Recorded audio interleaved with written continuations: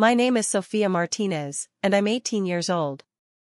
I thought my birthday would be the best day of my life, but it turned into the worst nightmare I could ever imagine. I was standing in our kitchen that morning, watching my dad Richard throw my birthday cake straight into the trash while screaming at the top of his lungs. "You're nothing but another man's mistake," he yelled, his face red with rage and alcohol breath filling the air. My entire family was there, aunts, uncles, cousins, all watching in horror as 18 years of lies exploded in front of everyone. Just when I thought it couldn't get worse, the doorbell rang, and everything I thought I knew about my life was about to change forever. Before we dive into this incredible story, let me know where you're watching from in the comments below. This journey is going to take us through family secrets, betrayal, and discovery that will blow your mind. Make sure to hit that like button and subscribe because this story has twists you won't believe. Are you ready to find out who was standing at my door that day? The morning had started so perfectly. I woke up in my childhood bedroom, sunlight streaming through the curtains, and for the first time in my life, I felt truly grown up. 18 years old meant freedom, college in the fall, and finally being treated like an adult. I had gotten my acceptance letter to Northwestern University just 2 weeks earlier, and today was supposed to be the celebration of everything I had worked so hard to achieve. My mom Linda had been bustling around the kitchen since dawn, preparing my favorite chocolate cake and organizing everything for the family gathering. She seemed more nervous than excited, constantly checking the clock and jumping every time she heard a car in the driveway, but I figured she was just stressed about hosting everyone. By noon, our small house was packed with relatives. Aunt Carmen had driven down from Chicago with her 3 kids, Uncle Miguel brought his famous barbecue sauce, and even my dad's sister Patricia had flown in from Phoenix, which was surprising since she and Richard barely spoke anymore. My younger brother Jake was running around with our cousins, and for a few hours, everything felt like a normal family celebration. I opened presents, posed for countless photos, and listened to all the usual stories about how fast I was growing up and how proud everyone was of my college acceptance. The only person who seemed off was Richard. He had been drinking since breakfast, which wasn't unusual for him lately, but there was something different about his mood today, something darker and more volatile than his typical weekend beer drinking. The explosion came right after we finished singing Happy Birthday.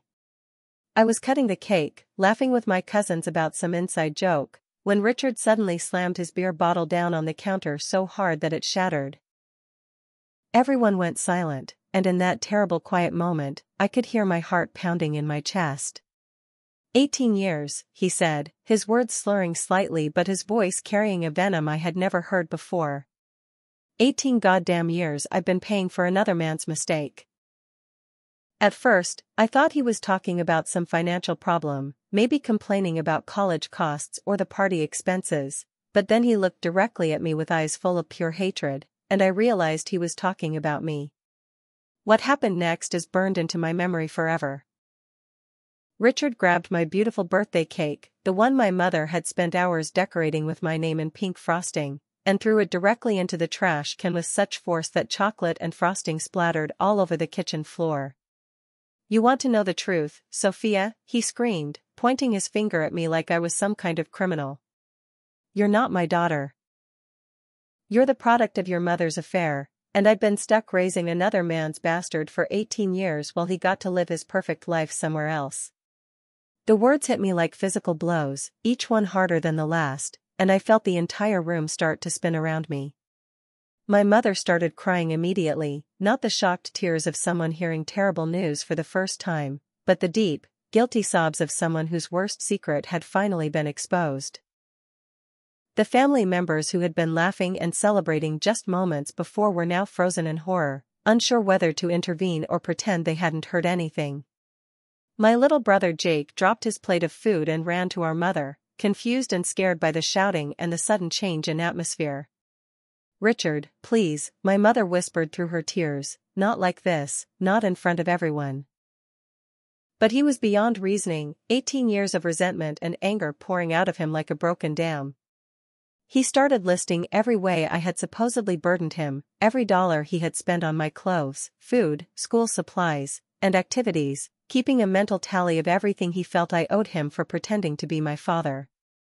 The worst part was watching my relatives' faces as they processed what they were hearing. Some looked genuinely shocked, but others, particularly the older family members, had expressions that suggested they had suspected or even known the truth all along. How many people in my life had been keeping this secret from me? How many family gatherings, birthdays, and holidays had been built on lies? Richard wasn't finished with his rampage though. He went to the living room and started grabbing framed photos from the mantel, pictures of me at various ages, school portraits, family vacations, and threw them on the floor, stomping on the glass with his boots. 18 years of pretending to give a damn about you, he shouted, crushing a photo of us at my 8th grade graduation under his heel. 18 years of looking at you and seeing his face instead of mine. I tried to run to my room, to escape the nightmare unfolding in front of my entire extended family, but Richard blocked my path to the stairs. He was a big man, and when he was drunk and angry, he could be genuinely intimidating. "You don't get to run away now," he said, grabbing my wrist hard enough to leave marks. "You want to act like an adult? Then you can hear the truth like an adult. Your real daddy walked away the minute he got your mama pregnant, and I was stupid enough to step up and clean up his mess." My mother was begging him to stop, my relatives were starting to grab their children and head for the door, and I was standing there feeling like my entire world was collapsing around me. Everything I thought I knew about my identity, my family, my entire life up to this point had just been revealed as an elaborate lie, and the man I had called Dad for 18 years was making it very clear that he had hated every minute of it. Just when I thought the humiliation couldn't get any worse, when I was sure this was rock bottom, the doorbell rang.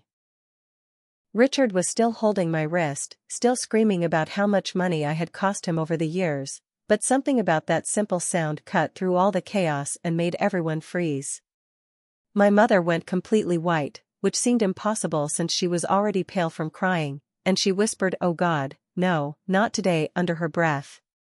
Richard released my wrist and stormed toward the front door, shouting, "Whoever it is can come back later." But when he yanked the door open, ready to unleash his fury on some unlucky visitor, he came face to face with a man I had never seen before. The stranger was tall, well-dressed, and had the same dark eyes as me. He looked directly past Richard, made eye contact with me across the crowded living room, and said in a calm, steady voice, "Hello, Sophia. I'm Daniel Thompson. I'm your father." The silence that followed Daniel's introduction was deafening. Richard stood frozen in the doorway, his face cycling through confusion, rage, and what might have been fear. This man didn't look anything like what I had imagined when Richard talked about my real father. Daniel Thompson was clearly successful, wearing an expensive suit even on a Saturday afternoon, and he carried himself with the kind of quiet confidence that comes from years of professional achievement. He was probably in his early 40s, with salt and pepper hair and kind eyes that seemed to be drinking in every detail of my face as if he was trying to memorize it. Most unsettling of all, now that he had pointed it out, I could see the resemblance immediately. We had the same nose, the same eye shape, the same way of standing with our shoulders slightly tilted to the left. "You have some nerve showing up here," Richard managed to say, but his voice lacked the explosive anger he had been directing at me just moments before. There was something about Daniel's calm presence that seemed to deflate Richard's rage, or maybe he was just running out of steam after his earlier outburst. Daniel didn't respond to the hostility though. Instead, he kept his eyes fixed on me and said, "I know this must be incredibly overwhelming, and I'm sorry for the timing. I've been trying to see you for 18 years, and when I heard it was your birthday, I couldn't wait any longer." He reached into his jacket pocket and pulled out a manila envelope, thick with what appeared to be official documents. "I have legal proof, DNA tests, court records. I've been searching for you and fighting for the right to be in your life since the day you were born." My mother had been standing behind me, crying quietly, but when she saw the envelope, she started hyperventilating. "Daniel, please," she said, her voice barely above a whisper, "we talked about this. We agreed it was better for everyone if you stayed away. The way she said his name, with a familiarity that spoke of intimate history, made my stomach drop even further. This wasn't some random stranger making wild claims. This was someone my mother knew well, someone she had been in contact with, someone whose existence she had deliberately hidden from me my entire life. Daniel's expression softened when he looked at her, and I could see years of pain and longing in his eyes. "No, Linda," he said gently but firmly, "you decided it was better. I never agreed to stay away from my daughter forever." Richard tried to slam the door shut, but Daniel was expecting that move and calmly placed his foot in the doorway. "I'm not here to cause trouble," he said, his voice remaining steady despite Richard's obvious aggression. "I'm here because Sophia is 18 now, legally an adult, and she has the right to know the truth about who she is and where she comes from." He looked back at me with such genuine warmth that I felt tears starting to form in my eyes. "I've missed 18 birthdays, 18 Christmases, 18 years of watching you grow up. I don't want to miss another day if you're willing to give me a chance." The manila envelope in his hands seemed to represent everything I had been denied, all the answers to questions I didn't even know I should have been asking. "What's in there?" I asked, my voice coming out smaller than I intended. Daniel's face lit up at my question, as if the simple fact that I was willing to engage with him was the greatest gift he could have received. "Everything," he said. "DNA test results that prove you're my daughter, court documents showing how I've been trying to gain access to you for years, records of child support payments that have been made through the legal system." He glanced at Richard with something that might have been pity rather than anger. "I've been paying for your care and support since the day you were born, Sophia. The courts ordered it, even though I wasn't allowed to see you or have any contact with you." The implications of this statement hung in the air like a bomb waiting to explode. If Daniel had been paying child support all these years, where had that money gone?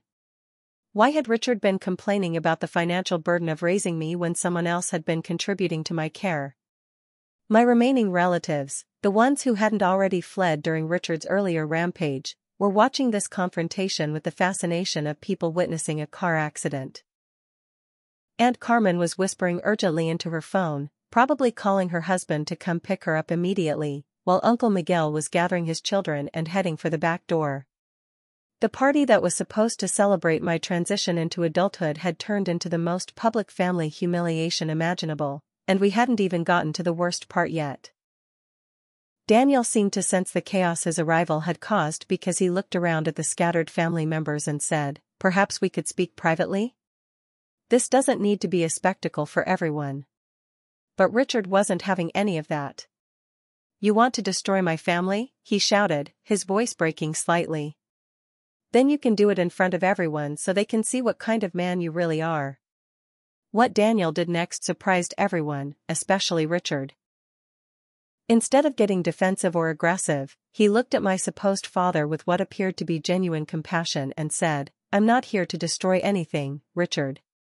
I'm grateful for everything you've done to raise Sophia. I know it couldn't have been easy, and I don't want to take anything away from the relationship you two have built." This response seemed to confuse Richard more than any argument would have, and for a moment, his anger flickered into something that looked almost like vulnerability. But then Daniel continued, "However, I do think Sophia deserves to know the complete truth about her history, her medical background, her extended family, and why I've been absent from her life despite fighting to be part of it." The way Daniel spoke about me, with such obvious love and pride despite never having been allowed to be my father, was breaking my heart and filling me with rage at the same time. How many school plays had he missed?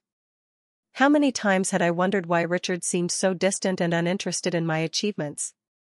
How many nights had I gone to sleep wondering if there was something wrong with me that made it so hard for him to show affection?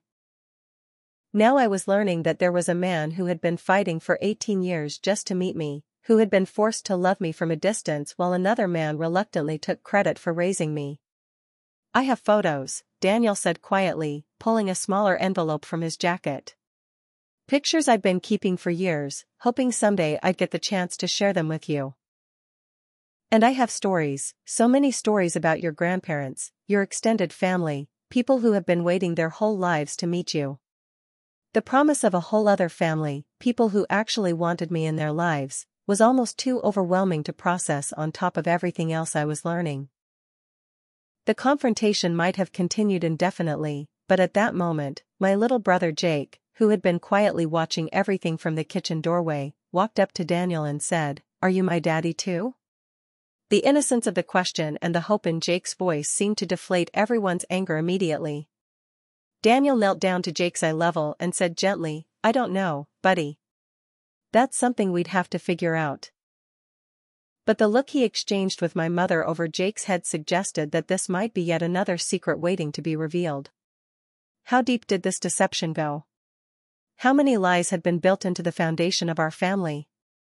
I looked at my mother, really looked at her, and for the first time in my life, I saw her not as the woman who had protected and cared for me, but as someone who had made choices that had shaped my entire existence without ever giving me a voice in those decisions.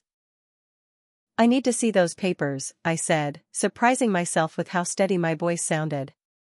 "I need to see all of it." Daniel's face broke into the first genuine smile I had seen from any adult in hours, and he immediately handed me the manila envelope. "Of course," he said. "Everything I have is yours. Every document, every photo, every piece of information I've gathered over the years." As I took the envelope from his hands, our fingers touched briefly, and I felt something I had never experienced with Richard in 18 years of hugs and handshakes. This felt like coming home to someone who had been waiting for me my entire life. Richard must have seen something in that moment too, because his face went through another wave of emotions before settling into something that looked like defeat. The man I had called Dad for 18 years was finally realizing that the daughter he had resented for so long was about to discover just how much he had kept from her, and how much he had never really been her father at all. The envelope felt like it weighed 1,000 pounds in my hands, but I knew I had to open it right there in front of everyone. The first document I pulled out was a DNA test result, official letterhead and all, confirming with 99.9% certainty that Daniel Thompson was my biological father. The second was a birth certificate I had never seen before, showing my mother's name but listing father as unknown rather than Richard Martinez like the one I had grown up seeing. There were court documents dating back 18 years, showing a paternity suit, child support orders, and request after request for visitation rights that had all been denied. Most shocking of all were the financial records showing monthly payments of $800 being sent to an account in my mother's name, payments that had been made religiously every single month for my entire life. $800 a month, I said out loud, looking at Richard with new understanding. For 18 years. That's over $170,000. The math was simple, but the implications were staggering. Richard had been complaining about the cost of raising me while Daniel had been paying a significant amount of money specifically for my care. Where had all that money gone? Why had we struggled financially if this support was coming in regularly? Why had Richard made me feel guilty about wanting to go to college if someone else had been contributing to my education fund all along? "Where is this money, Richard?" I asked, but he couldn't meet my eyes. The shame on his face was answer enough, but I needed to hear him say it. "Where did my father's child support go?" My mother was the one who finally answered, her voice so quiet I had to strain to hear her.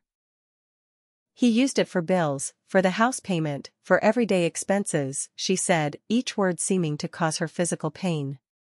"We were young, we were struggling, and Richard said it was only fair since he was the one actually raising you." The justification sounded hollow even to her, and I could see in her expression that this was something she had been rationalizing to herself for years. Daniel's jaw tightened when he heard this, but he still managed to keep his voice calm when he spoke. "That money was specifically designated for Sophia's needs," he said. "Her clothes, her education, her medical care, her future. It was never meant to subsidize a household that chose to exclude me from my daughter's life." But the financial revelation was just the beginning. As I continued reading through the documents, I found copies of letters that Daniel had written to me over the years. Birthday letters, Christmas letters, letters for my first day of school, my graduation from middle school, acceptance letters for high school honor society. 18 years worth of correspondence from a father who had been forced to love me from a distance, and every single one of them had been intercepted. You knew about these? I asked my mother, holding up a letter dated just 6 months ago where Daniel expressed his pride in my college acceptance and his hope that he might finally be allowed to meet me. He's been writing to me my entire life, and you never told me? The betrayal in my voice was unmistakable, and I could see it hitting her like physical blows. There are gifts too, Daniel said quietly. Birthday presents, Christmas presents, graduation gifts. I've been sending them to a post office box that your mother set up years ago. I hoped that maybe someday she would change her mind and let you have them. The thought of 18 years worth of birthday presents sitting unclaimed in some storage facility was heartbreaking enough, but what made it worse was realizing how many times I had felt forgotten or unloved on special occasions. How many birthdays had I spent wondering why I didn't get the kind of thoughtful gifts that other kids received from their fathers? How many times had I made excuses for Richard's lack of interest in my accomplishments when there was another man somewhere desperately trying to be part of my life? Richard, who had been silent during most of these revelations, finally exploded again. You want to know where that money went? He screamed, pointing at Daniel. It went to feeding your kid when you were off living your perfect life without any of the real responsibility. It went to dealing with her nightmares and her questions about why her daddy doesn't seem to love her as much as other daddies love their kids. It went to handling the day-to-day reality of raising a child who looks nothing like you and reminds you every single day that your wife cheated on you. The pain in his voice was real, but it didn't excuse 18 years of lies and manipulation. If anything, it made me understand for the first time why he had always seemed so distant and resentful around me. I hadn't been his daughter in his mind, I had been a constant reminder of his wife's betrayal and his own perceived inadequacy. But you chose this, Daniel said, and his voice carried a firmness that hadn't been there before. Linda was pregnant when you married her. You knew the situation when you signed the marriage certificate. I was trying to step up and be responsible, trying to marry her myself, but you convinced her that it would be better for everyone if you raised the baby and I stayed out of the picture. This was news to me, and apparently to several family members who were still lingering in our living room despite the ongoing chaos. You were going to marry my mother? I asked Daniel, and the wistfulness in his expression broke my heart. I loved her, he said simply. I loved both of you, even though I had never met you. I wanted to build a family with your mother and be the father you deserved to have. The pieces of my family's twisted puzzle were finally coming together, but each new revelation made the picture uglier and more complicated. My mother had been pregnant with me and engaged to Daniel when she met Richard. Richard had convinced her that marrying him instead would be more stable, more secure, better for everyone involved. But the condition of their arrangement was that Daniel would be completely shut out of my life, even though he would still be legally required to provide financial support. It was a system that had benefited everyone except Daniel and me. Richard got a wife and the appearance of being a devoted family man, my mother got financial security and social respectability, and I got a father figure who resented every moment of my existence while my real father was forced to love me from afar. There's more, Daniel said, pulling out another set of documents. I hired a private investigator 3 years ago when Sophia started high school. I wanted to make sure she was safe and happy, even if I couldn't be part of her life directly. He handed me a folder full of photographs, and my hands started shaking as I flipped through them. There were pictures of me walking to school, pictures of me at the library, pictures of me at my part-time job at the local ice cream shop. You've been watching me, I whispered, and I couldn't tell if I was touched or terrified by the revelation. Not in a creepy way, he said quickly, seeing my expression. I just needed to know that you were okay. The investigator would update me on your achievements, your interests, your college plans. I have a whole scrapbook at home full of newspaper clippings from when you made honor roll and when your debate team won the state championship. The realization that a stranger had been more invested in my accomplishments than the man who raised me was devastating and healing at the same time. Daniel had been proud of me from a distance for 18 years while Richard had barely acknowledged my achievements at all. I know this is a lot to process, Daniel continued, and I don't expect you to make any decisions today about what kind of relationship we might have going forward. But I wanted you to know that you have been loved and wanted from the very beginning, even if the circumstances prevented me from showing it in a traditional way. The contrast between Daniel's patient, gentle approach and Richard's explosive anger was stark, and for the first time in my life, I began to understand what it might feel like to have a father who actually enjoyed being around me. As I sat there surrounded by documents and photographs that revealed the elaborate deception my entire life had been built on, I realized that this was just the beginning. If Richard and my mother had been capable of hiding something this massive for 18 years, what other secrets were lurking in my family's history? Was Jake really Richard's son, or was he another one of Daniel's children being raised by the wrong father? How many other family members had known the truth and chosen to stay silent? And most importantly, what was I supposed to do with this information now that I finally had it? The adults in my life had been making decisions about my relationships and my identity for 18 years without consulting me, but I was an adult now, and it was time for me to take control of my own story. Daniel suggested we step outside to continue our conversation, away from the chaos and the remaining family members who were still processing everything they had witnessed. As we walked onto the front porch, I noticed he moved with the same slight limp I had, something I had always assumed was genetic from Richard's side of the family. "You hurt your ankle when you were little too?" I asked, pointing to the way he favored his left foot. His face lit up with such joy at this small connection that I almost started crying again. "Fell off my bike when I was 7, he said. Broke it in 3 places and it never healed quite right. My mother always said I inherited her clumsy gene." The casual mention of my grandmother, a woman I had never met but apparently resembled in more ways than I knew, opened up a whole universe of family connections I had been denied. "Tell me about her," I said, settling into one of the old lawn chairs my mother had set up for the birthday party that felt like it had happened in another lifetime. Daniel's eyes got that soft, distant look that people get when they're remembering someone they loved deeply. "She would have adored you," he said. "She died 4 years ago, but right up until the end, she was asking me if I had any new pictures of you, any updates on how you were doing in school. She kept a photo of you on her refrigerator, one of your school pictures that I managed to get from the photographer. She used to tell everyone at her church that she had a granddaughter who was brilliant and beautiful and going to change the world someday." The thought that I had a grandmother who had loved me from a distance, who had bragged about me to her friends despite never being allowed to meet me, was both heartwarming and heartbreaking. Daniel pulled out his phone and started showing me photos of the family I had never known existed. "This is your grandfather, my dad.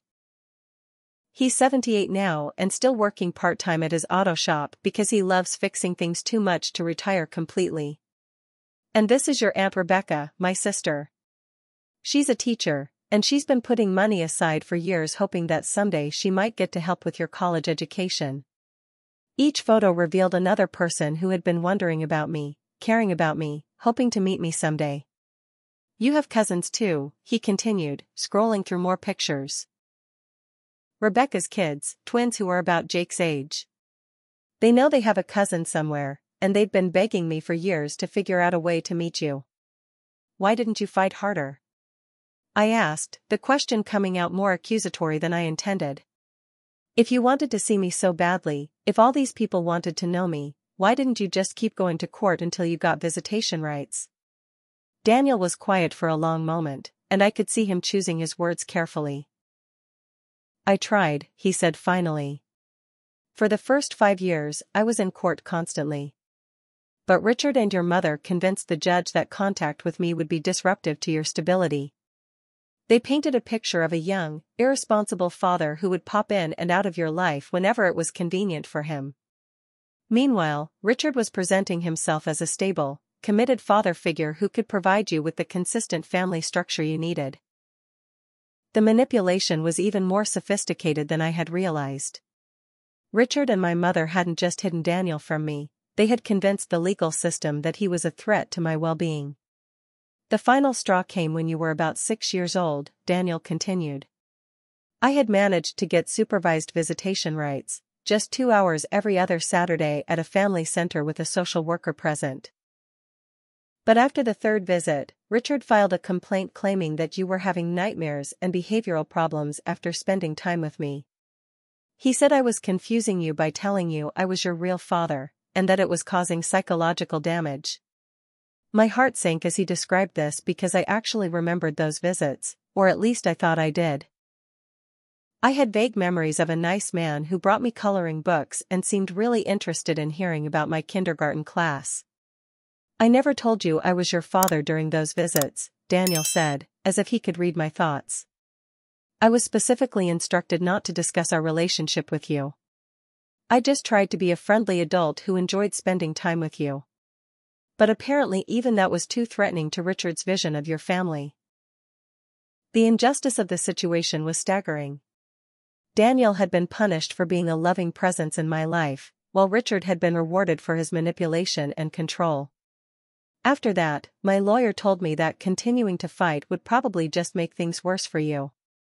The court was clearly biased in favor of keeping you with the family you had already bonded with, and every legal battle was creating more stress and instability in your life. So you gave up, I said, and I could hear the disappointment in my own voice. But Daniel shook his head firmly. I never gave up, he said. I just changed tactics. I kept paying child support religiously, even when it was financially difficult for me, because I knew that money was supposed to be helping you have a better life. I hired private investigators to keep track of your well-being and your achievements. I sent letters and gifts even though I knew they would probably never reach you. And I kept detailed records of everything, every payment, every legal filing, every attempt at contact, because I knew that someday you would be old enough to make your own decisions about whether you wanted me in your life. Daniel reached into his jacket and pulled out a worn leather wallet. From it, he extracted a small photo that looked like it had been handled thousands of times.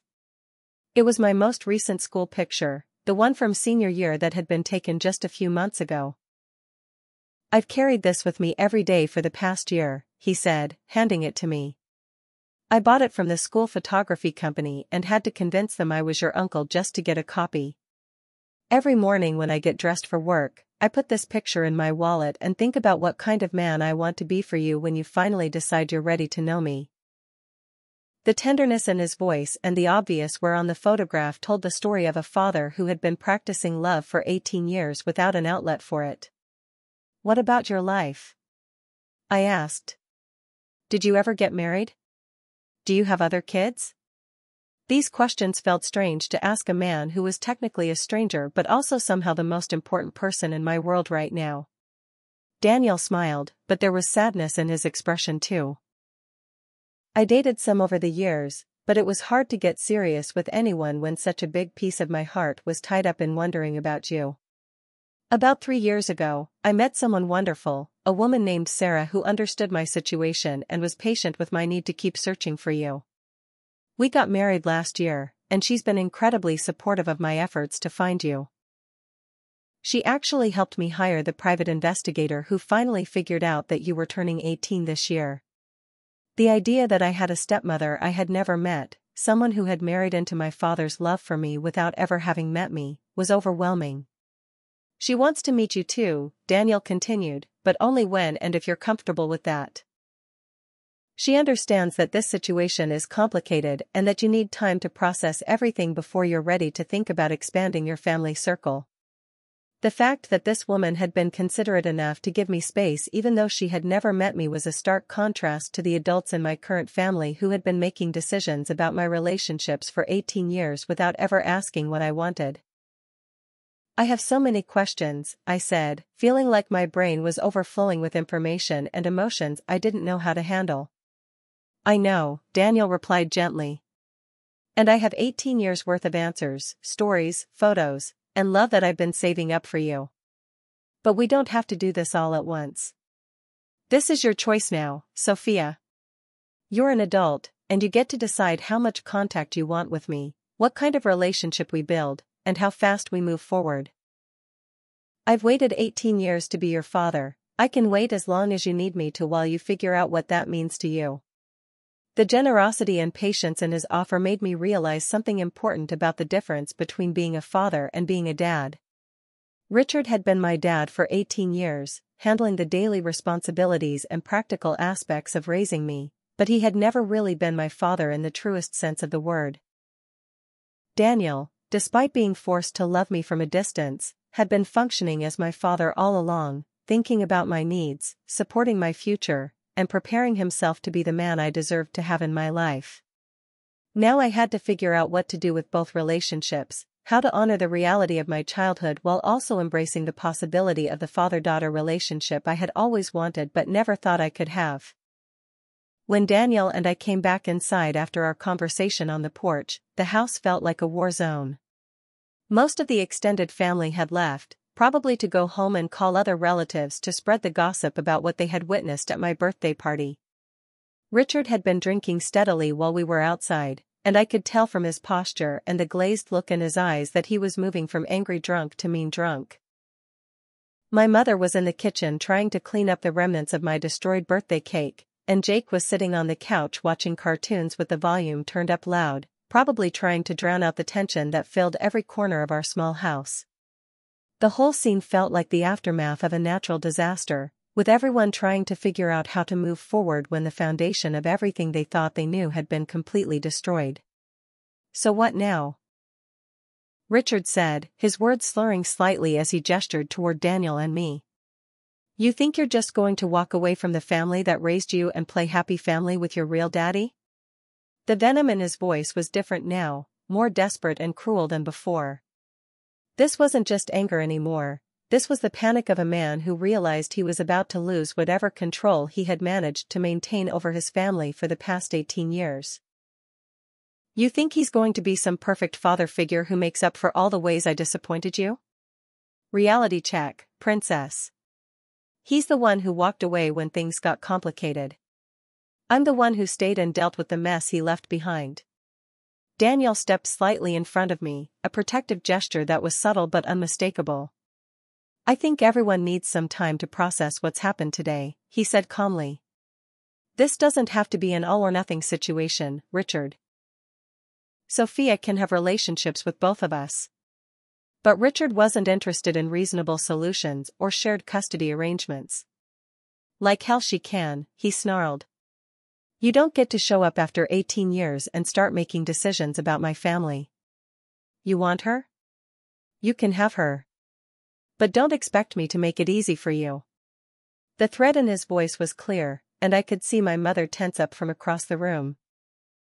She knew Richard's patterns better than anyone, and she could probably predict exactly how this was going to escalate. Over the next few days, Richard's retaliation campaign began in earnest. He started with financial sabotage, calling the bank to freeze my college savings account and claiming that since I wasn't his biological daughter, I had no legal right to money he had been saving for my education.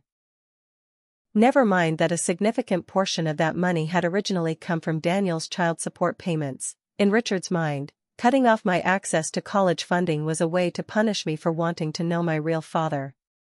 When my mother tried to intervene, he threatened to file for divorce and leave her with nothing, reminding her that the house was in his name and that she had limited job skills after being a stay-at-home mother for most of their marriage. But the financial attacks were just the beginning. Richard started a systematic campaign to turn Jake against me, filling my little brother's head with lies about how I was abandoning our family and didn't really love him anymore. "Your sister thinks she's too good for us now," he would tell Jake when he thought I wasn't listening. "She's got a new daddy with lots of money, so she doesn't need her little brother anymore." Watching Jake's confusion and hurt as he tried to understand why his family was falling apart was almost worse than dealing with Richard's direct attacks on me. I had always been protective of Jake, and seeing him become a casualty in Richard's war against my relationship with Daniel made me angrier than any of the personal assaults Richard launched against me. The community sabotage started about a week after my birthday disaster. Richard began calling my teachers, my guidance counselor, and even some of my friends' parents, spreading a twisted version of events that painted Daniel as a deadbeat father who had suddenly reappeared to take advantage of my college success. He told people that Daniel was trying to manipulate me into giving him money, that he was a con artist who had been stalking our family for years, and that my mother and I were both being fooled by his act. Because Richard had been a fixture in the community for nearly 2 decades, because people knew him as the man who had raised me and attended my school events, some people believed his version of events without questioning the obvious holes in his story. The harassment escalated when Richard started showing up at my part-time job at the ice cream shop, making scenes and embarrassing me in front of customers and coworkers. He would come in drunk and loud, demanding to know if my real daddy had given me any money yet, or making sarcastic comments about how I thought I was too good for my family now. My manager, Mrs. Peterson, was sympathetic at first because she had known our family for years, but after the third incident, she had to ask me to take some time off until my family situation stabilized. Losing my job meant losing the independence and spending money I had worked hard to earn, but more than that, it was humiliating to have my private family drama become public entertainment for anyone who happened to be buying ice cream on the wrong day. The worst escalation came when Richard started following me places, not overtly enough to violate any laws, but consistently enough to make me feel unsafe and constantly watched. He would park outside the library when I went to study, drive slowly past the houses where I babysat for extra money, and show up at restaurants where I went with friends, always maintaining just enough distance to make it impossible to prove he was actually stalking me. When I complained to my mother about this behavior, she made excuses for him, saying he was just worried about me and didn't know how to handle the situation. But I could see the fear in her eyes when she looked at him, and I started to suspect that Richard's controlling behavior had been directed at her for years before it turned toward me. Daniel, meanwhile, was trying to support me through this nightmare without making the situation worse by retaliating against Richard. He helped me find a new job at an architecture firm where I could work part-time doing filing and basic administrative tasks, giving me both income and the chance to learn about a field I was interested in. He also connected me with a lawyer who specialized in family law, not to take any legal action against Richard, but to help me understand my rights as an 18-year-old adult and to document the harassment in case it escalated further. "The most important thing is your safety and your future," Daniel told me.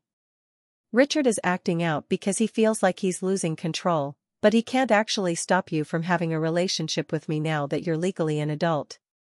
But Richard's behavior became increasingly unpredictable and frightening as he realized that his intimidation tactics weren't working. One night, he came home so drunk that he could barely stand up, and started throwing my belongings out of my bedroom window into the front yard, screaming about how I didn't deserve to live in his house if I wasn't going to be loyal to his family.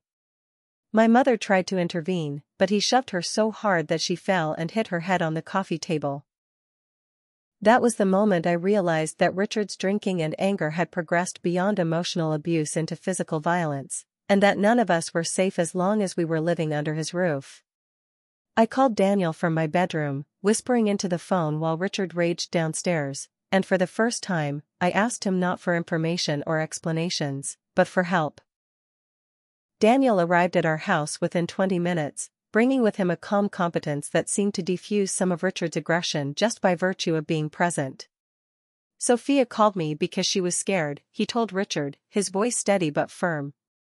"I'm not here to fight with you or to take your family away from you. I'm here to make sure everyone stays safe tonight." The contrast between Daniel's measured response to crisis and Richard's explosive volatility was stark, and I think even Richard could see how his behavior looked to an outside observer. "This is my house," Richard said, but with less conviction than before. "You have no right to be here." Daniel nodded calmly and said, "You're absolutely right. But if someone in your house feels unsafe enough to call for help, then maybe we need to talk about how to make sure everyone feels secure in their own home." The conversation that followed was tense but civil, with Daniel managing to de-escalate Richard's anger without backing down from his position that my safety was non-negotiable. They agreed that I could continue living in the house until I left for college in the fall, but that Richard would stop the surveillance and harassment that had been making my daily life miserable. It was a temporary solution at best, but it gave me a few months to finish high school and prepare for college without constant fear. More importantly, it gave me my first real glimpse of what it might be like to have a father figure who prioritized my well-being over his own ego, who could handle conflict without resorting to intimidation or manipulation. For the first time in my life, I felt like I had an adult in my corner who would stand up for me even when it was difficult or uncomfortable to do so. The fragile peace that Daniel had negotiated with Richard lasted exactly 2 weeks before everything exploded into an even bigger mess than before. The catalyst was Jake's 9th birthday party, which happened to fall just 3 weeks after my own birthday disaster. I had been looking forward to making Jake's day special, hoping to create some positive family memories after all the chaos we had been through recently. But Richard had been using those 2 weeks to research Daniel's background and build what he thought was a case against him. At Jake's party, in front of grandparents, cousins, and family friends, Richard announced that he was filing a lawsuit against Daniel for 18 years of fraud and emotional manipulation and demanding that all the child support money be returned with interest. "This man," Richard said, pointing at Daniel, who had been invited to the party by my mother as a gesture of family healing, "has been running a con game for 18 years. He convinced my wife to lie about paternity, he's been stalking my family, and he's manipulated my daughter into believing that I'm some kind of monster who stole her away from her loving father." The accusations were so outrageous and obviously false that I expected everyone to immediately see through them, but Richard had always been charismatic when he wanted to be, and some of the older relatives were nodding along with his story. "I have evidence," he continued, pulling out a folder that I suspected was full of deliberately misleading information, "that this man has been planning to claim Sophia as his daughter for years, just waiting until she was old enough to potentially inherit money or provide him with financial support." Daniel listened to these accusations with the same calm demeanor he had maintained throughout this entire ordeal, but I could see the muscles in his jaw tightening as Richard's lies became more elaborate and vicious. When Richard finally paused to take a breath, Daniel stood up slowly and said, "Richard, I understand that you're angry and scared, but making false accusations isn't going to help anyone, especially Jake, whose birthday party you're turning into a circus." The mention of Jake, who was sitting at the head of the table looking confused and upset by the adult drama surrounding his special day, seemed to snap some of the relatives out of Richard's spell. "Maybe we should discuss this somewhere else," my grandmother suggested, but Richard was too far gone to accept any reasonable suggestions. "No," Richard said, his voice getting louder and more aggressive. "I want everyone to see what kind of man this is. I want everyone to understand what he's done to our family." He started pulling papers out of his folder. Documents that I could see from across the room were photocopies of legitimate court records, but he was presenting them as evidence of Daniel's deception rather than proof of his own legal victories in keeping me away from my biological father. "Look at this," he said, waving a visitation order from when I was 6 years old. He was trying to get access to a child who didn't even know him, trying to confuse her about who her real family was.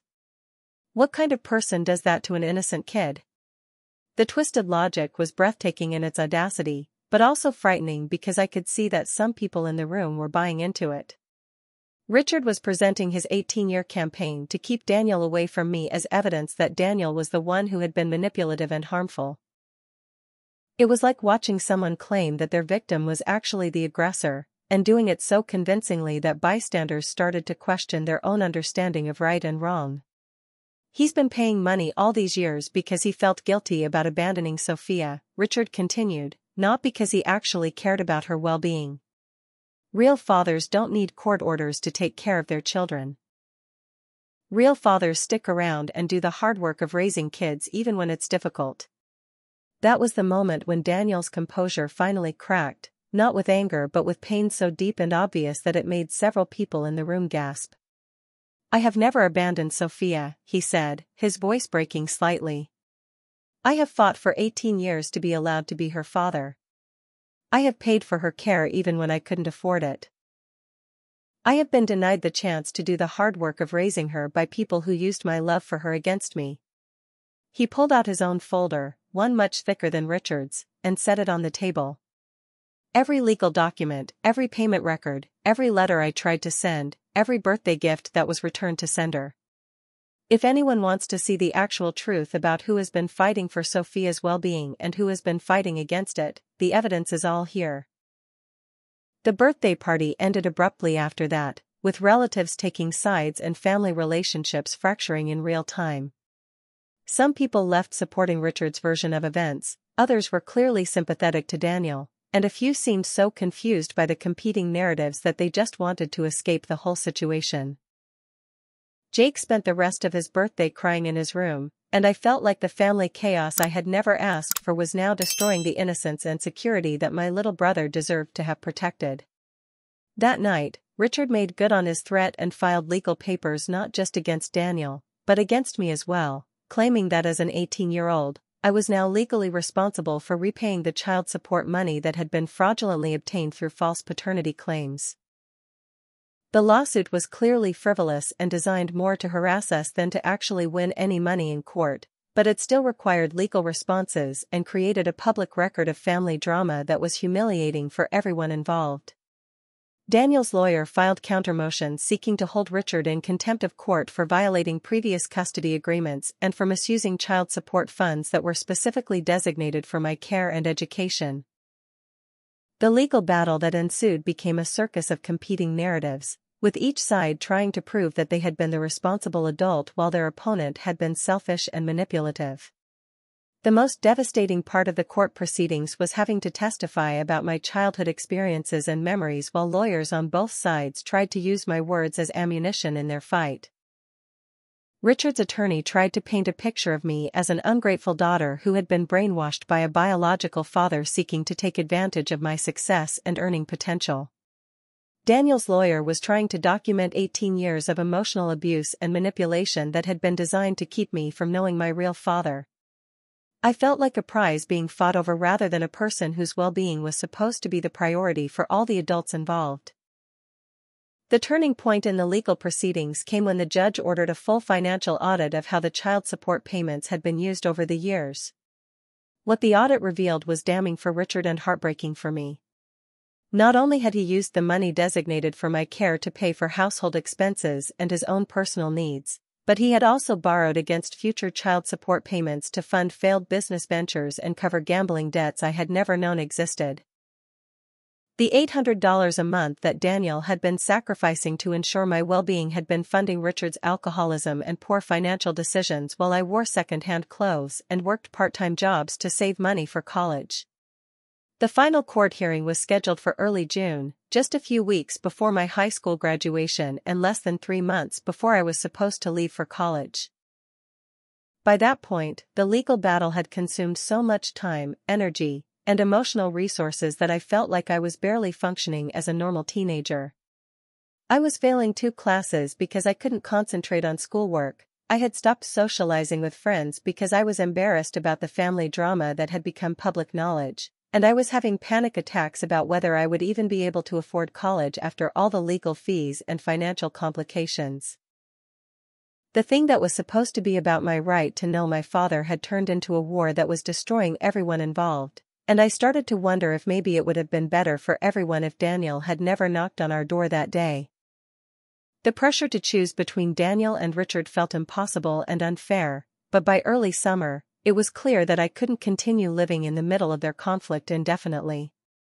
Every conversation with either of them became an opportunity for them to make their case for why their version of fatherhood was more legitimate, more deserving, or more beneficial for my future. Richard would remind me of every time he had attended a school event, driven me to activities, or helped with homework, as if the 18 years of daily caregiving erased the lies and manipulation that had shaped my entire identity. Daniel would talk about the years of sacrifice and legal battles he had endured for the right to love me, as if his suffering entitled him to an automatic place in my heart despite the fact that we were still essentially strangers trying to build a relationship from scratch. My mother was struggling with her own impossible situation, caught between the husband she had built a life with and the daughter whose trust she had betrayed through 18 years of deliberate deception. She kept trying to broker peace between Richard and Daniel, suggesting family counseling or mediated conversations, but both men had moved beyond the possibility of compromise. Richard saw Daniel's presence in my life as an existential threat to his role as head of our household, while Daniel viewed Richard's continued involvement as an obstacle to the father-daughter relationship he had been denied for so long. Neither of them seemed willing to consider that maybe what I needed was space from both of them while I figured out what kind of relationships I wanted to build as an adult. Jake had become completely withdrawn and sullen, spending most of his time at friends' houses to avoid the constant tension and arguments that filled our home whenever Richard and Daniel were in the same space. My 9-year-old brother was dealing with the realization that his family was built on lies, that his sister might not be his full sister, and that the adults he trusted most had been keeping secrets that affected his own identity and security. "Are you going to live with your real dad now?" he asked me one afternoon, his voice small and scared. "Are you going to forget about me when you go to college?" The questions broke my heart because they revealed how much Jake had been worrying about abandonment and change without any adults bothering to reassure him or explain what was happening in ways he could understand. The community reaction to our family drama was a constant source of stress and embarrassment that made every public outing feel like running a gauntlet of gossip and judgment. People who had known me my entire life were now looking at me with curiosity, pity, or suspicion, wondering which version of my family's story was true and what my role had been in creating the chaos. Some people were sympathetic and supportive, understanding that I was the victim rather than the architect of this situation, but others seemed to blame me for disrupting a family that had appeared stable and happy from the outside. "You should be grateful for everything Richard did for you," more than one adult told me. "A lot of men wouldn't have stepped up to raise another man's child at all." The college situation became another battlefield where the adults in my life tried to control my future while claiming to have my best interests at heart. Richard argued that accepting financial help from Daniel for college would be like admitting that he had failed as a provider and father figure, and he threatened to cut off all contact with me if I took Daniel's money. But the reality was that Richard had no money to contribute to my education anyway, having spent most of my college fund on his own poor choices over the years. Daniel was offering to pay for my entire education and living expenses, giving me the freedom to focus on my studies rather than working multiple jobs to pay for tuition. The practical choice was obvious, but the emotional implications were crushing. Making the decision to accept Daniel's financial support for college felt like choosing one father over another, even though the circumstances made it clear that I really didn't have much choice if I wanted to pursue higher education at all. Daniel understood my conflict and tried to make it easier by structuring his support as a loan rather than a gift, allowing me to maintain some independence and dignity while still accessing the opportunities he wanted to provide. "This isn't about keeping score or proving who loves you more," he told me. "This is about making sure you have the same chances at success that every kid deserves to have. You can pay me back someday if that makes you feel better, but right now, your only job is to be a college student and build the future you've been working toward." The high school graduation ceremony in early June became another public arena where my family dysfunction was on display for the entire community. Richard showed up drunk and belligerent, making loud comments about how proud he was of his daughter despite everything she had put the family through recently. Daniel attended quietly with his wife Sarah, whom I had finally met a few weeks earlier and who turned out to be exactly the kind, patient woman I had hoped she would be. My mother tried to keep the peace by sitting between the two men, but the tension was obvious to everyone around us. Other families were celebrating their children's achievements and looking forward to the future, while my family was providing entertainment for anyone who enjoyed watching other people's misery. The decision about where to spend the summer before college became another source of conflict and manipulation that left me feeling like I had no good options. Richard wanted me to stay home and work at a local job, spending my last few months as a dependent child proving my loyalty to the family that had raised me. Daniel invited me to spend time with his extended family, meeting the grandparents, aunts, uncles, and cousins who had been waiting years to welcome me into their lives. Both options felt loaded with symbolism and consequences that went far beyond a simple summer living arrangement.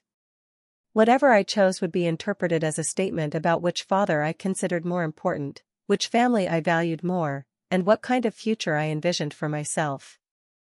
Eventually, I decided to split the difference in a way that satisfied no one but felt like the only fair compromise I could manage.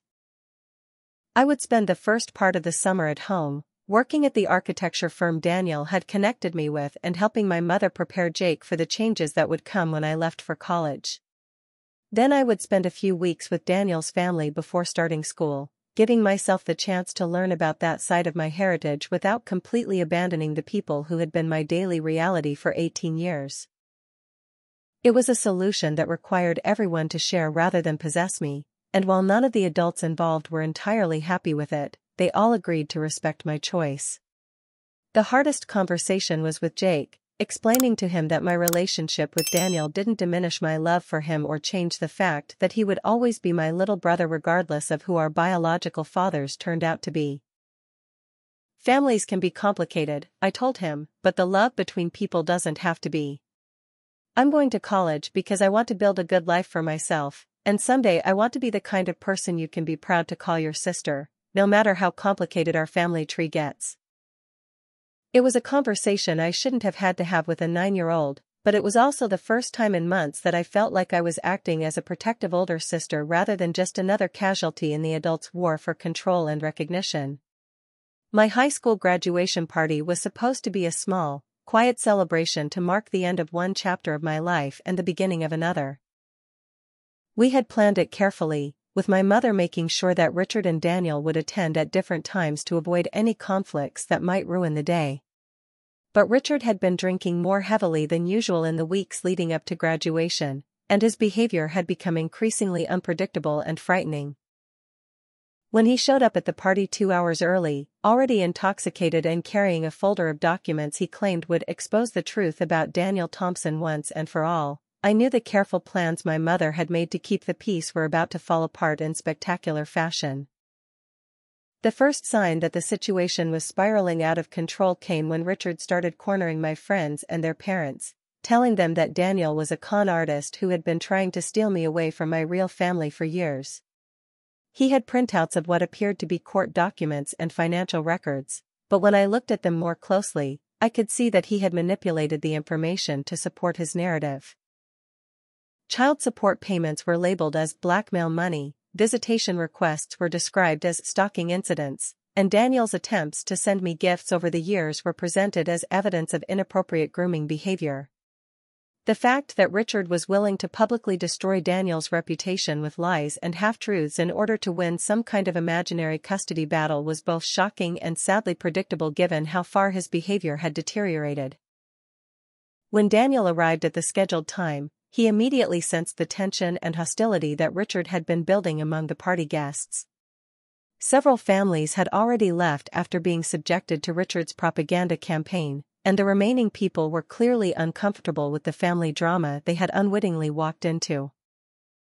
Daniel approached me privately and suggested that we cancel the party to avoid further humiliation, but I was tired of having my life controlled by other people's inability to handle conflict like adults. "This is my graduation," I told him. "I've worked for 12 years to get to this point, and I'm not going to let anyone ruin it for me." It was the first time I had really asserted myself in the middle of their ongoing war, and both Daniel and Richard seemed surprised by my determination to take control of my own celebration. The confrontation that had been building for months finally exploded when Richard publicly accused Daniel of being a pedophile who had been obsessing over me since childhood. It was such an outrageous and obviously false accusation that several people gasped out loud, but Richard was so drunk and so desperate to destroy Daniel's credibility that he was beyond caring about truth or consequences. "He's been watching her, following her, taking pictures of her for years," Richard shouted, waving around some of the surveillance photos that Daniel's private investigator had taken. "What kind of man stalks a little girl and calls it fatherly love?" The accusation was so vile and so deliberately calculated to destroy Daniel's reputation that it crossed every line of decency and fairness that had been left between them. Daniel's response to this attack revealed a strength and dignity that I had come to associate with him over the past few months. Instead of getting angry or defensive, he calmly walked over to Richard and said, "You've been drinking, and you're saying things that you know aren't true. I think it would be best for everyone if you went home and sobered up before you say something that you can't take back." The contrast between Daniel's measured response and Richard's hysterical accusations was stark enough that even the people who had been influenced by Richard's earlier lies could see which man was behaving rationally and which one was out of control. "I'm not going anywhere," Richard slurred, but his aggression seemed to deflate slightly when confronted with Daniel's calm refusal to be provoked into a fight. My mother, who had been trying to manage the situation from the sidelines, finally reached her breaking point when Richard turned his accusations toward her as well. "You want to know why she really chose me over him 18 years ago?" he said, pointing at Daniel with obvious contempt. "Because she knew he was never going to amount to anything. She knew he was just some loser who got her pregnant and would have dragged her down with him if she had been stupid enough to marry him." The cruelty and inaccuracy of this statement, combined with the public humiliation Richard was putting her through, finally pushed my mother to defend herself and the choices she had made. "Stop it, Richard," she said, her voice stronger than I had heard it in months. "Just stop. You're embarrassing yourself and hurting everyone who cares about you." The party guests who were still there at that point were clearly uncomfortable witnesses to our family's complete meltdown, and I felt mortified that my educational achievement was being overshadowed by this public display of adult dysfunction. But the situation got worse when Richard, frustrated by his inability to provoke Daniel into a physical fight, turned his aggression toward me instead. "You think you're so smart with your college acceptance and your perfect grades," he said, his voice full of contempt. "But you're just an ungrateful little bitch who's been plotting against this family from the moment your real daddy showed up with his fancy clothes and his promises." The language he used and the hatred in his voice shocked everyone present, but it was also the moment when I realized that Richard had moved beyond being a flawed father figure into being someone who was genuinely dangerous to have in my life. "That's enough," I said, my voice carrying a firmness that surprised even me. "This is my graduation party, and you're drunk and out of line. I want you to leave." For the first time in 18 years, I was setting a clear boundary with Richard and enforcing it in front of witnesses.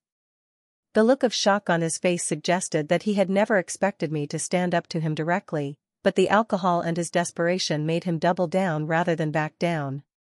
"You can't kick me out," he said. "This is my house, my family, my daughter." But even as he said it, I could see that he knew those claims were no longer true. I wasn't his daughter in any meaningful sense, the family was fracturing beyond repair, and his behavior was making it impossible for him to maintain control over the household he had dominated for so many years.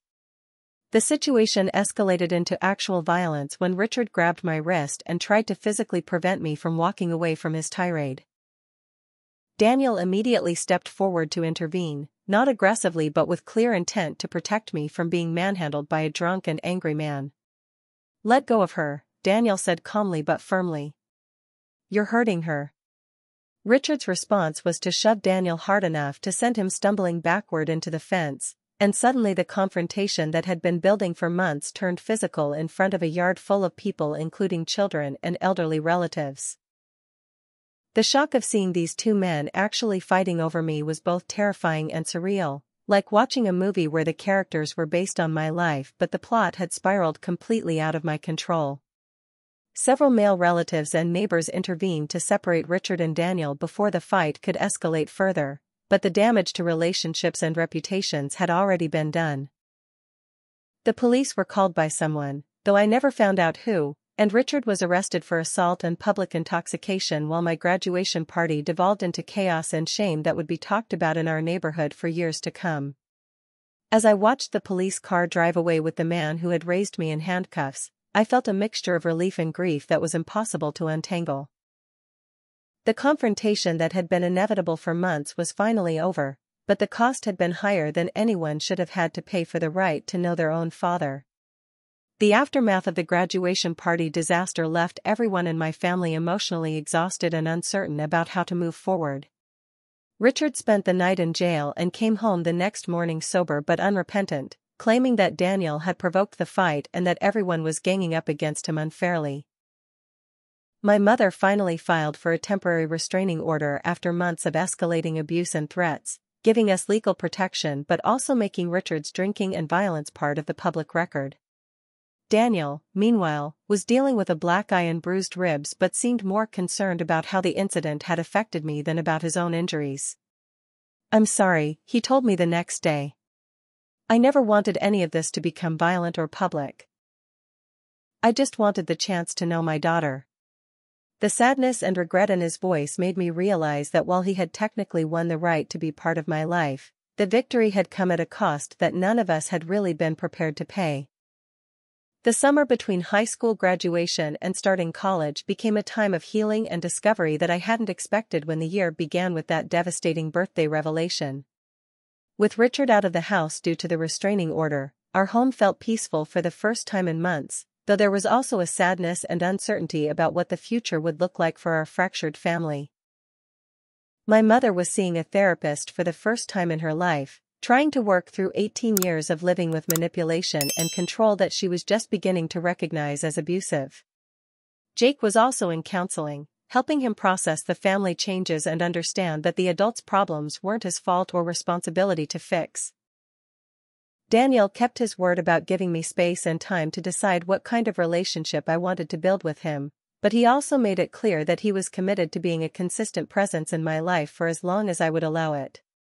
We started with coffee dates once a week, gradually building trust and familiarity without the pressure of trying to create an instant father-daughter bond that would make up for 18 years of lost time.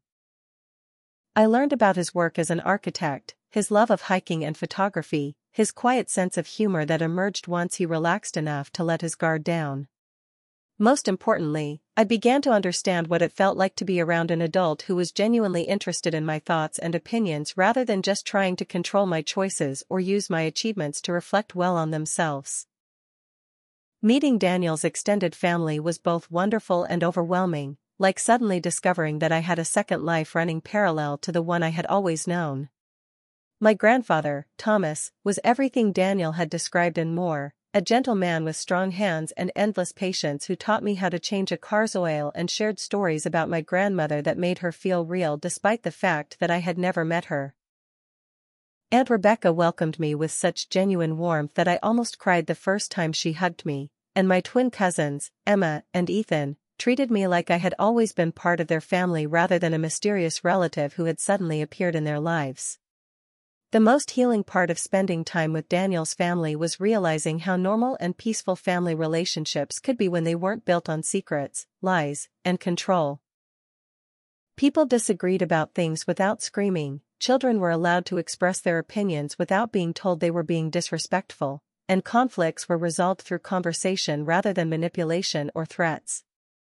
It was like discovering that there was an entirely different way to exist in the world, one where love was expressed through support and encouragement rather than possession and dominance. For the first time in my life, I began to understand what I had been missing during my childhood with Richard and what I wanted to create in my own adult relationships going forward.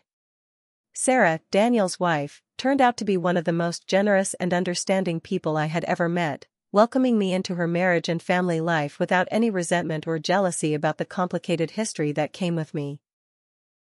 She had been unable to have children of her own, and she told me that meeting me felt like gaining the daughter she had always hoped for, even though the circumstances were unconventional. "I know this is all very complicated for you," she said during one of our many long conversations that summer, "but I want you to know that you're not just welcome in our family, you're celebrated here. Daniel has been waiting his whole adult life to be your father, and I've been waiting almost as long to meet the daughter he loves so much." The relationship with my mother evolved slowly and painfully as we both tried to figure out how to rebuild trust after 18 years of lies and manipulation. She was working hard in therapy to understand why she had made the choices she did and how her fear of conflict and financial insecurity had led her to sacrifice my right to know my real father. "I thought I was protecting you," she told me during one of our difficult conversations. "I thought that stability and security were more important than truth. And I was wrong about that. I robbed you of the chance to grow up knowing where you came from, and I robbed Daniel of the chance to be your father from the beginning." Her remorse was genuine, but it was also difficult to accept her apologies when the consequences of her choices had shaped my entire identity and sense of self. Jake's adjustment to the new family reality was perhaps the most important healing work that needed to happen, since he was still a child who needed stability and security more than truth or justice. Daniel made a special effort to include Jake in our relationship, understanding that my love for my little brother was non-negotiable and that any future we built together would have to include space for the family relationships I wanted to preserve. "I know I'm not Jake's father," Daniel told me, "but I hope someday he might think of me as a friend or mentor who cares about his well-being because he's important to you." That generosity and understanding meant more to me than any of the financial support or legal victories Daniel had achieved in his fight to know me. By the time I left for Northwestern University in late August, I felt like I had a much clearer sense of who I was and what kind of relationships I wanted to build as an adult. The trauma and chaos of the past few months had been devastating, but it had also forced me to develop strength and independence that I might never have discovered if my life had continued on its previous path. I was no longer the confused and powerless teenager who had been caught in the middle of other people's lies and conflicts. I was a young woman who had learned to set boundaries, advocate for herself, and make difficult decisions based on her own values rather than other people's expectations or demands. College represented not just an education and career preparation, but also the chance to create an identity that wasn't defined by my family's dysfunction or the circumstances of my birth. Daniel's financial support made it possible for me to focus on my studies rather than working multiple jobs to pay tuition, but more importantly, his emotional support gave me the confidence to pursue challenging goals and take intellectual risks. "You have so much potential," he told me the day I left for school.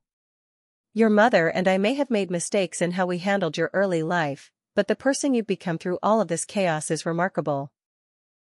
I'm proud to be your father, and I can't wait to see what you accomplish when you're finally free to be yourself." Richard's story didn't have a happy ending, at least not in the short term. His drinking worsened after the restraining order separated him from his family, and he lost his job due to missed work and erratic behavior. The legal battles he had initiated against Daniel were dismissed by the court as frivolous, and he was ordered to pay court costs and attorney fees that he couldn't afford. But perhaps more importantly, he lost the family relationships that had given his life meaning, even if he had never handled those relationships in healthy ways. I felt sad for him sometimes, understanding that his anger and control had come from his own pain and insecurity, but I also knew that I couldn't sacrifice my own well-being to manage his emotions or enable his destructive behavior. The most important lesson I learned during those transformative months was that love isn't about possession or control, but about wanting the best for someone even when their happiness might not include you in the way you had hoped. Daniel had loved me for 18 years without any guarantee that he would ever be allowed to know me, supporting my future and fighting for my rights even when it cost him financially and emotionally. That kind of love, patient and selfless and focused on my well-being rather than his own needs, was what real fatherhood looked like. As I settled into my dorm room and prepared to start the next chapter of my life, I carried with me the knowledge that I was loved by people who wanted me to succeed and thrive, not because it reflected well on them, but because they genuinely cared about my happiness and potential. Looking back on that devastating 18th birthday and everything that followed, I can see that discovering the truth about my paternity was the best thing that ever happened to me, even though it was also one of the most painful experiences of my life. The lies and secrets that had shaped my childhood were finally exposed, giving me the chance to build authentic relationships based on truth rather than deception. I learned that families aren't just about blood or legal documents, but about the people who choose to love and support you through both good times and difficult circumstances. And most importantly, I discovered that I was stronger and more resilient than I had ever imagined, capable of surviving betrayal and chaos and emerging with a clearer sense of who I wanted to be in the world. The journey to healing and wholeness is ongoing, and I know there will be more difficult conversations and complex emotions to work through as my relationships with Daniel, my mother, Jake, and even Richard continue to evolve. But for the first time in my life, I feel like I have the foundation of truth and authentic love that I need to build a future worth having. College is just the beginning of the independence and opportunities that await me, and I'm grateful every day for the father who fought for 18 years to give me the chance to discover who I really am when I'm finally free to make my own choices about love, family, and identity. As I finish sharing this incredible journey with you, I want to ask what you think about family secrets and the right to know the truth about your own identity. Have you ever discovered something about your family that changed everything you thought you knew about yourself? How do you think parents should handle complicated situations like paternity questions or previous relationships when children are involved? Drop your thoughts in the comments below because I'd love to hear from people who might have experienced similar situations or who have insights about family dynamics and healing. If this story resonated with you or helped you think about your own family relationships in a new way, please hit that like button and share it with someone who might benefit from hearing about the power of truth and authentic love. Make sure to subscribe for more real-life stories about overcoming family trauma and building the life you deserve to have. Thank you for taking this journey with me and for being part of a community that believes everyone deserves to know where they come from and to be loved for who they really are. Remember that healing is possible, truth is powerful, and you have the strength to create the relationships and future that reflect your values and dreams, no matter how complicated your family story might be.